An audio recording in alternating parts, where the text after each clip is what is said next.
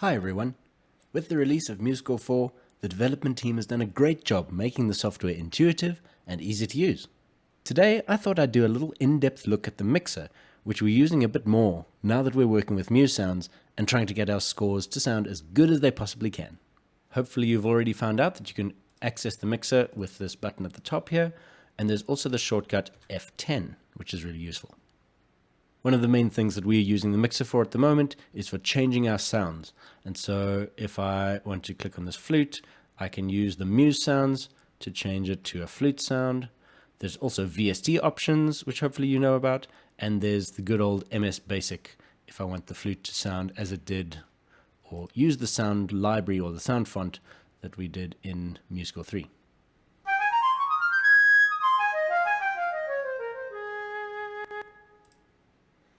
And of course I can change that back to the Muse Sounds Flute 1. Give it a second to load up.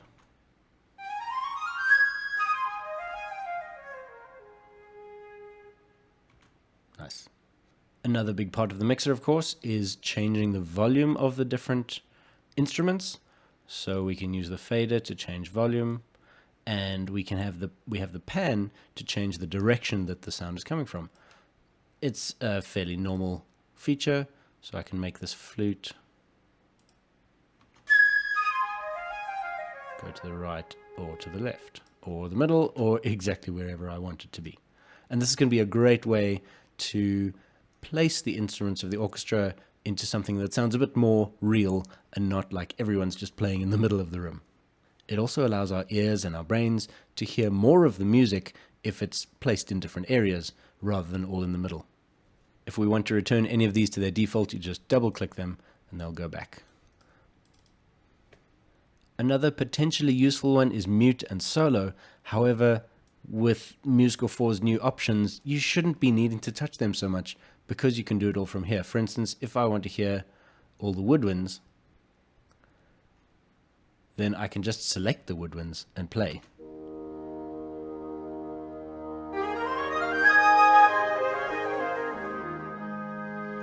And you'll see that the others are all muted, and when I remove that selection, the others become unmuted. So mute and solo, we shouldn't have to be touching so much. It'll be things like if I want to hear the oboes with the bassoons, and I can't select them together. No, I can't do that. In which case I can say, okay, well, I want oboes soloed and bassoons soloed.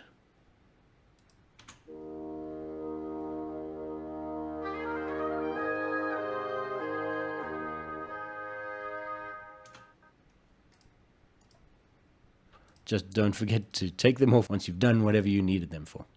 Another new addition to this mixer is the addition of effects.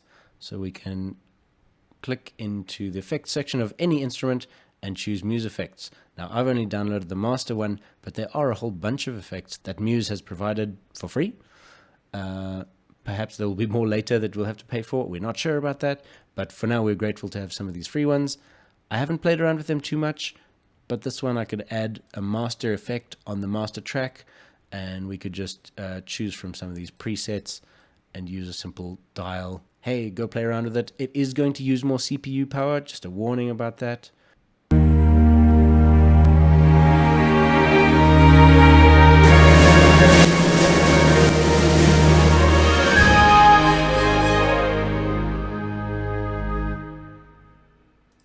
That's using a fair amount of CPU, and if I remove an effect, the more effects, the more CPU power you're going to be using.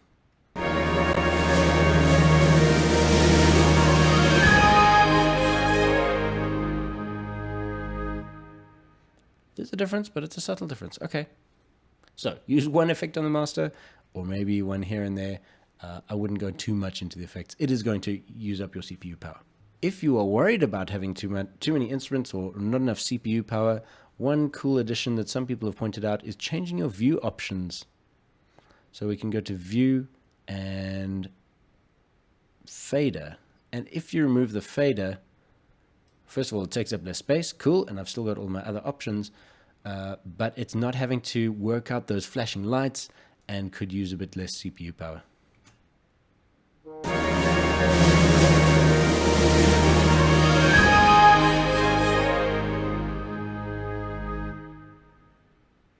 Again, it's a minor difference. And I think that's also because I've got a GPU down here that was working hard. There's the difference with the faders and without. So just take note. Maybe you don't have a good GPU in your computer. That's a graphics processing unit. Maybe you're working on a laptop. That could be a good option to get you some bonus CPU power. Another thing to take note of is the playback setup. I've got mine set to Muse sounds because I want to use the Muse sounds, but if you want to just reject all the Muse sounds, you can choose that by choosing MuseScore Basic and making Muse sounds inactive. Just to take note of, it's in the mixer. Another useful one is that we can undock this and put it anywhere. In fact, I can even put it on my second screen. Could be something really useful to do. And then we can just dock it back down here. Right, let's bring our faders back. Another good one to take note of is that the metronome is also included down here in the mixer. We can turn it on here and hear that.